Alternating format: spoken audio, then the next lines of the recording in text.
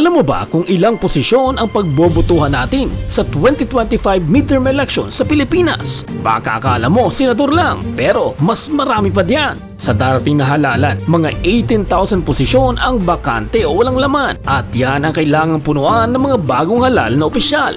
Narito ang ilan sa mga bobotohan natin: 12 senators sa national level, 308 district representatives o House of Representatives kasama na ang party list, 81 governors at vice governors, provincial board members, city at municipal mayors and vice mayors, city and municipal councilors. Oo, sobrang dami. Kaya huwag mong sabing isa lang ang boto mo dahil bawat isa may malaking epekto. Ngayong alam mo na, handa ka na ba? Save the date, May 12, 2025. Halalan para sa kinabukasan. Ikaw, anong posisyon ang pinaka-importante para sa'yo ngayong eleksyon? Comment down below.